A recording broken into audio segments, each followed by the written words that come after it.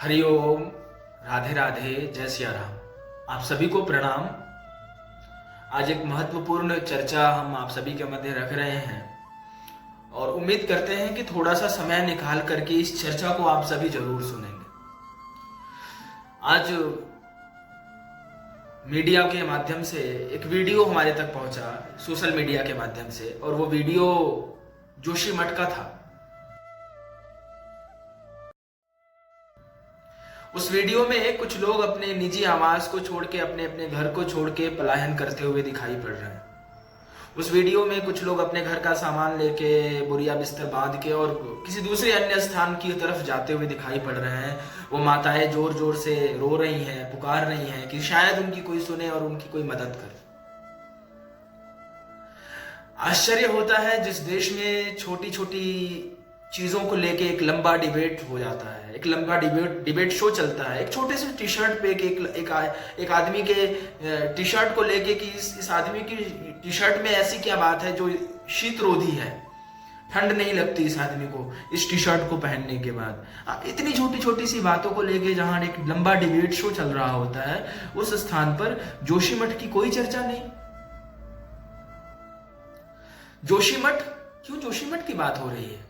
जी हाँ, आपने ठीक सुना, जोशीमठ वही स्थान है जो उत्तराखंड में स्थित है, विष्णु प्रयाग के पास में है।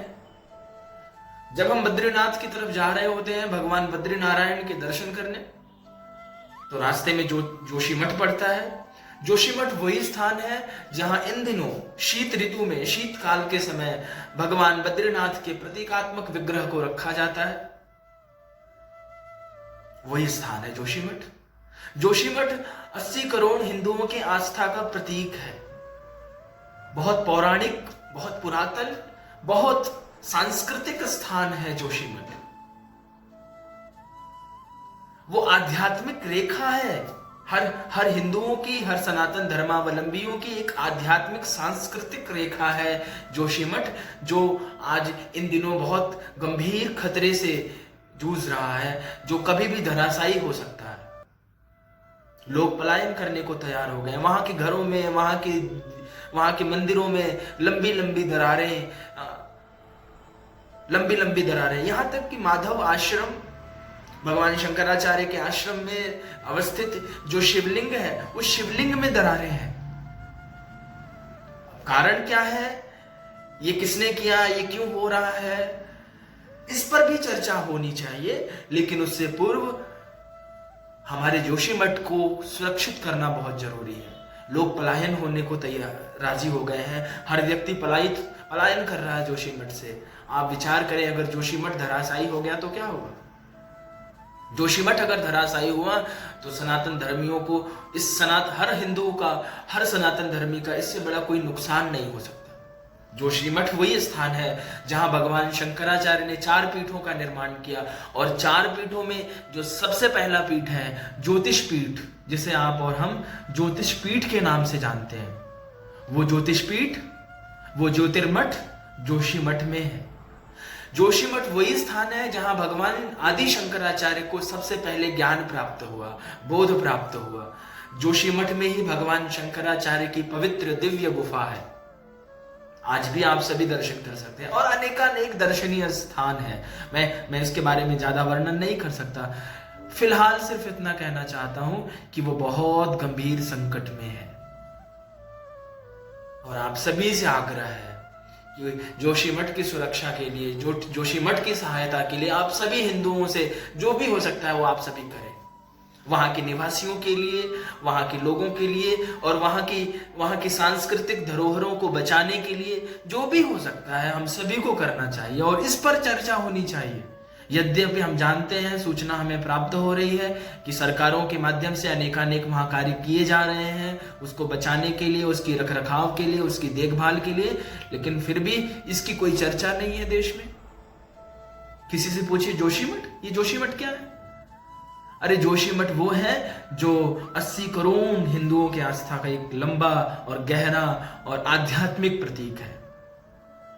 जोशीमठ ने शंकराचार्य को, आदि शंकराचार्य भगवान को शंकराचार्य बनाया। हालांकि हमारे साकेत कैलाशवासी पूज्य शंकराचार्य भगवान स्वामी स्वरूपानंद सरस्वती जी महाराज ने 2010 में ही सरकारों को आगाह किया था कि वहां डैम बनाए जा रहे हैं, वहां बड़े बड़े होटलों का निर्माण किया जा रहा है और फलाना बहुत सारी चीजें, बहुत सारे कंस्ट्रक्शन वर्क किए जा रहे हैं। इसके कारण शंकराचार्य जी ने ये आगाह किया था कि ऐसा मत करो। आने वाले समय में जो जोशीमठ है ये धराशायी हो सकता है, ये भूशायी हो जाएगा, ये धराशायी हो सकता है। लेकिन किसी ने उस बात पे ध्यान नहीं दिया और आज स्थिति ऐसी ही है कि जब जोशीमठ ऐसा लग रहा है मानो अपनी अंतिम स्थिति पर आ चुका हो। वहां के घरों में, वहां के लोगों के घरों में दीवारों में बड़ी बड़ी लंबी लंबी दरारें हैं। कभी भी वो घर गिर सकता है, कभी भी वो दीवारें गिर सकती हैं, कभी भी वो मंदिर गिर सकता है, कभी भी वो गुफा नष्ट हो सकती है। तो प्लीज प्लीज प्लीज हर उस हिंदू से, हर उस सनातन धर्मी से और सरकार से और मीडिया से और हर एक व्यक्ति से, समाज के हर एक व्यक्ति से मेरा आग्रह है कि हमारे जोशीमठ की तरफ ध्यान दे और हमारे जोशीमठ को सुरक्षित करे। सिर्फ इतना एक विनम्र आग्रह है आप सभी से और जोशीमठ के लोगों से। इतनी सी प्रार्थना, जोशीमठ के लोगों के साथ इतनी संवेदना के साथ मैं इस बात को कह सकता हूं कि वो इस समय घबराए नहीं, धैर्य के साथ काम लें, क्योंकि हमारे महादेव उनके साथ हैं, हमारे भगवान बद्रीनाथ उनके साथ हैं, हमारे आदि शंकराचार्य उनके साथ हैं, भारत का हर एक संत उनके साथ खड़ा है, कंधे से कंधा मिलाकर उनके साथ खड़ा है। हम भाला तो नहीं चला सकते लेकिन माला चला सकते हैं। तो अपनी माला के माध्यम से, अपनी साधना के माध्यम से हम हर एक भारत का संत जोशीमठ के लोगों के साथ खड़ा है। तो जोशीमठ के लोगों के साथ इतना आग्रह कि वो धैर्य से काम ले, गंभीरता से काम ले, वो घबराए नहीं, जोशीमठ का कुछ नहीं होगा। और पुनः आप सभी से आग्रह कि प्लीज जोशीमठ के विषय में विचार करें कि कैसे उसे सुरक्षित किया जाए, कैसे उसका संवर्धन किया जाए, कैसे उसे बचाया जाए। इसी के साथ जय सिया राम, राधे राधे,